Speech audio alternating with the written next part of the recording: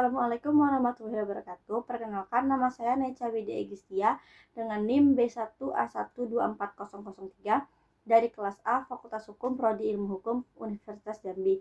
Saya akan membuat tugas video untuk memenuhi ujian tengah semester mata kuliah Hukum Dagang. Pertama, soal jelaskan jenis-jenis pembantu perusahaan yang dikenal dalam KUHD pasal 62 sampai 68. Berikan contoh peran masing-masing dalam kegiatan usaha modern.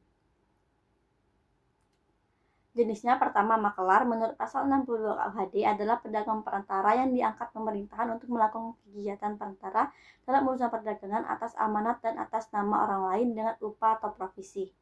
Menurut pasal 64, makelar bertugas untuk mengadakan pembelian dan penjualan untuk majikannya atas barang dagangan, kapal, saham, efek, surat dagang, asuransi kredit, dan sebagainya. Contoh modernnya adalah broker properti yang mempertemukan penjual dan pembeli rumah serta mendapat komisi atas transaksi yang berhasil. Kedua, ada jenis yang tersebut komisioner. Menurut pasal 76 KUHD adalah orang yang melakukan perjanjian atas namanya sendiri tetapi untuk kepentingan pihak lain, yaitu komiten, dengan memperoleh komisi. Contohnya perusahaan ekspor impor yang menjual barang atas nama sendiri tetapi untuk produsen lokal. Menurut Faridah Hashim, pembantu perusahaan juga meliputi pertama, pelayan toko, yaitu membantu pengusaha di toko. Kedua, pekerja keliling, yaitu memperluas perjanjian jual beli. Ketiga, pengurus filial, yaitu mewakili pengusaha dalam hal tertentu. Keempat adalah pemegang prokurasi, yang berarti pemegang kuasa perusahaan. Kelima ada pemimpin perusahaan, yaitu pemegang kuasa utama. Berikutnya soal kedua. Bagaimana akibat hukum apabila suatu badan usaha tidak memiliki atau tidak memperbarui dokumen perusahaan sebagaimana diwajibkan oleh peraturan perundang-undangan? Menurut pasal 6 KUHD, setiap pengusaha wajib menyelenggarakan catatan tentang harta dan kegiatan usahanya. Pasal 22 KUHD menyatakan firma harus didirikan dengan akta otentik. Undang-Undang Nomor 11 Tahun 2020 tentang Cipta Kerja mewajibkan setiap usaha memiliki NIB dan memperbaruinya bila ada perubahan data. Perusahaan yang tidak memperbarui peraturan perusahaan melanggar Undang-Undang Nomor 13 Tahun 2003 tentang Ketenagakerjaan dan dapat dikenai sanksi denda. Jika PT tidak memenuhi dokumen hukum, tanggung jawab beralih pada pemegang saham secara pribadi.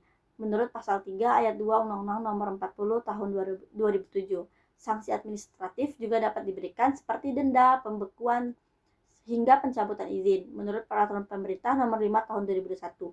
Jadi tidak memiliki atau tidak memperbarui dokumen menyebabkan hilangnya legalitas, sanksi hukum, dan tanggung jawab pribadi bagi pengurus. Selanjutnya ada soal nomor 3, yaitu jelaskan perbedaan antara urusan perusahaan dan pengelompokan perusahaan menurut hukum dagang Indonesia, dan berikan contohnya. Urusan perusahaan pasal 6 sampai 35 KUHD mencakup kegiatan internal seperti pembukuan, surat dagang, piutang, dan aktivitas usaha yang bertujuan mencari laba. Menurut Purwo Sudjipto, urusan perusahaan adalah seluruh kegiatan ekonomi yang dilakukan secara teratur dan tetap memperoleh keuntungan. Contohnya adalah kegiatan produksi dan pencatatan keuangan di PT Dagang. Sedangkan pengelompokan perusahaan menurut pasal 16-64 KUHD adalah pembagian bentuk perusahaan berdasarkan tanggung jawab dan modal. Menurut Subekti, dalam firma semua sekutu bertanggung jawab penuh, sedangkan dalam CV ada sekutu aktif dan pasif. Contohnya PT Pertamina sebagai BUMN berbentuk perseroan terbatas. Jadi urusan perusahaan fokus pada kegiatan operasional, sedangkan pengelompokan perusahaan fokus pada bentuk hukum dan tanggung jawab para pelaku usaha. Keempat, yaitu jelaskan asas-asas dalam kontrak dagang serta berikan contoh pelanggaran asas yang sering terjadi dalam bisnis di Indonesia. Menurut Subekti dan Purwahid Patrick, asas kontrak dagang meliputi pertama, asas kebebasan berkontrak. Menurut pasal 1338 KUH Perdata, para pihak bebas membuat perjanjian selama tidak melanggar hukum.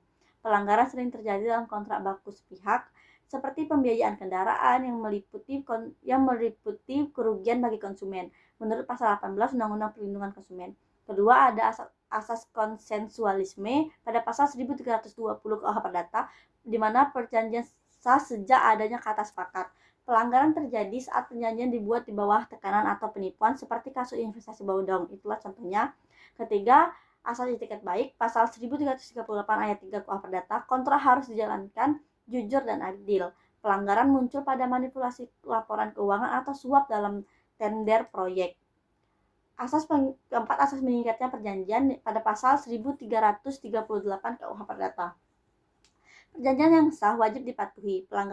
Contoh pelanggaran terjadi bila perusahaan membatalkan kontrak sepihak tanpa alasan yang sah. Terakhir ada asas kepribadian pada pasal 1315 KUH Perdata yang berarti perjanjian hanya mengikat pihak yang membuatnya. Contoh pelanggaran terjadi bila perusahaan tidak memindahkan kewajiban ke anak perusahaan tanpa persetujuan.